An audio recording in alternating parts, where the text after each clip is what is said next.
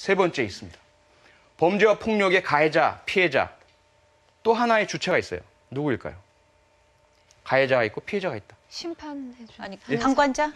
맞습니다. 정답입니다. 네. 방관자. 오. 네, 방관자도 굉장히 안 좋다는 얘기를 들었거든요. 맞습니다. 예. 근데 방관할 수밖에 또 없는 그런 상황들이 내가 피해라는 걸 보고 있으면서도 내가 그 사람 편을 들을 때 내가 해를 당할까 봐 방관하는 상황이 또 생길 것 같다는 생각이 어떻게 처신을 해야 될지 그것도 궁금해요. 그게 가장 큰 문제인 거죠. 네. 특히 아이들 같은 경우도 학교 폭력 관련해서 아이들하고 이야기를 나누다 보면 우리 아이들이 제일 잘 알아요. 제가 이 질문 던지면 학교 폭력에 폭력 가해자가 있고 피해자가 있습니다. 또 누가 있죠? 방관자. 방관자에 바로 나와요, 아이들이. 아, 그래요? 방관자는 누구죠? 우리들이에요. 나와요. 저예요라고 나와요. 네. 근데 왜 그럼 우리가 방관자가 됐죠? 가만히 있어요. 두려움 때문이죠. 내가 괜히 나섰다가 제 대신 내가 타겟이 될까 봐. 맞아요. 내가 괜히 나섰다가 우리 친구들을 소위 말해서 일러 바치는, 그렇죠. 그렇죠? 배신자가 될까 봐. 그리고 이게 내가 잘하는 행동일까? 그리고 우리 엄마 아빠가 남의 일에 개입하지 말라고 했으니까. 조용히 그냥 졸업이나 해라 이렇게 예. 얘기를 하거든요, 네. 사실. 괜히 네. 엉뚱한 일에 개입하지 말라고 네. 하셨으니까. 이게 가장 큰 세 가지 이유예요. 근데 그렇게 되면 어떻게 될까요? 우리 아이가 방관자가 되는 사이에 누군가는 피해자가 되고 네. 피해가 지속되고요. 그게 어느 날인가는 내 아이에게 올 수 있다는 거죠. 내 아이가 피해를 당할 때 다른 아이들이 방관자가 되어 있는 거예요. 그렇기 때문에 우리가 같이 바뀌어야죠. 어느 한 아이에게만, 한 사람에게만 당신 용기를 내세요. 이렇게 할 수는 없어요. 우리 모두가 다 방관자는 되지 않겠어요라는 생각, 그리고 우리 부모들이 자녀들에게 너는 공부만 해. 남의 일에 개입하지 마. 누가 싸우더라도 그건 걔네들 일이야. 이렇게 하시면 안 된다는 거예요.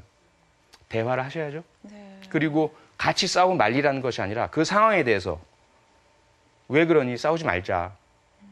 또는 그 현상에 대해서 다른 친구들과 함께 이 두 아이를 화해시키는 역할이라든지 결코 본인이 영웅이 되라고 해서는 안 되겠죠. 본인이 자기를 해칠 수 있는 똑같은 폭력 행위를 하도록 가르쳐서는 안 되겠죠. 네. 하지만 그 아이가 할 수 있는 평화적인 방법, 다른 아이와 함께 할 수 있는 협력하는 방법 이런 것들을 알려주셔야 합니다. 그래서 이러한 가해자도 되지 않고 피해자도 되지 않고 방관자도 되지 않도록 하는 그런 교육을 우리가 한다면 우리 사회 전체의 폭력의 양이 푹 줄어들고 범죄의 양이 대단히 낮아질 것이다라는 거죠. 자, 그럼 한번 정리를 해보도록 하겠습니다. 이러한 각각의 위험 요소로부터 우리 아이들을 지킬 수 있는 방법들을 구체적으로 알아봤어요. 마지막으로 여러분들께 마법의 비결을 알려드리겠습니다. 우리 아이를 안전하게 키우는 마법의 장치, 범죄로부터 안전을 확보하는 비결 하나가 있다면 그것이 무엇일까요? 최정용 씨는 뭐라고 생각하세요? 그 비결을 알려고 제가 여기 앉았잖아요, 지금.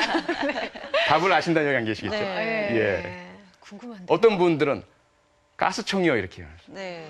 가스청 네. 든든하잖아요. 맞아요. 예. 우리 아이에게 그걸 사주고 싶어요. 제 아내도 소시로 여보 당신 경찰대 교수라면 나 가스청 하나만 사줘 이래. 필요 없다 이야기를 하고 있는데요. 또는 뭐 후추 스프레이, 뭐 호루라기. 호루라기. 예. 그런데 이제 그러한 것들 또는 호신술, 글쎄요. 각각에 다 문제가 있어요.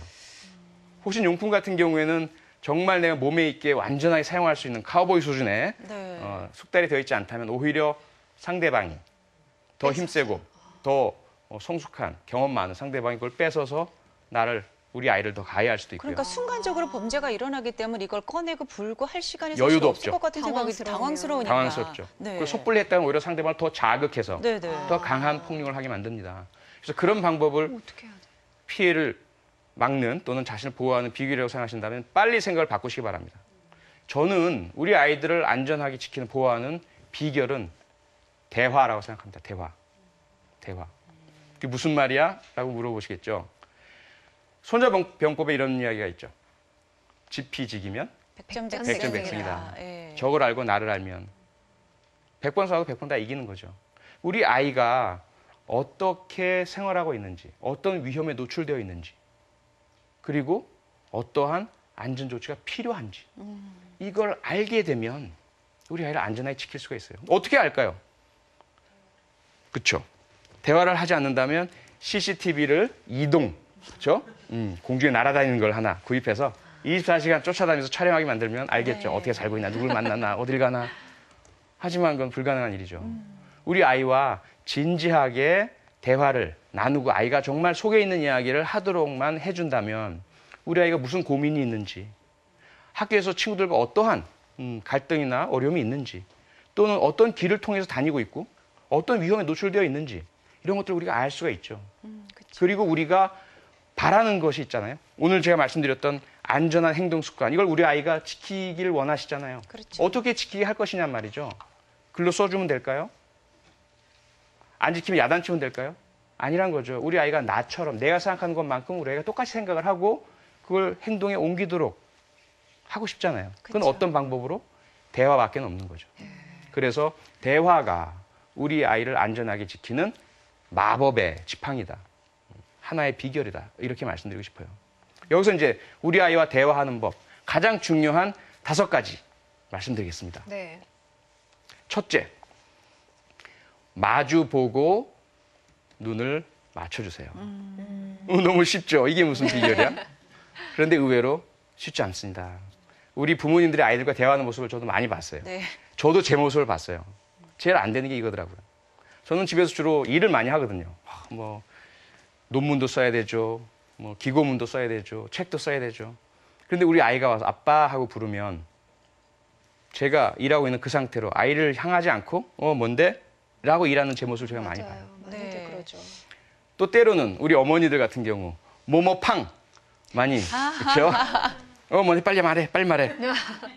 우리 아이를 마주봐 주는 부모님들 이렇게 많지 않으시다는 거예요. 근데 그리고 또 학원을 가야 되기 때문에 학교 와가지고 빨리 가방 바꿔서 간식이라도 조금이라도 먹고 가야 되기 때문에 바쁘니까. 눈도 마주치고 대화할 시간, 야 얼른 먹고 빨리 가 그쵸. 시간 늦어 이렇게 되는 경우가 있어서 그쵸. 대화라는 게 사실 없어지는 것 같아요. 예. 네. 그러니까 분명히 우리가 이 초고속 시대에 살다 보니까 시간이 없어요. 바빠요.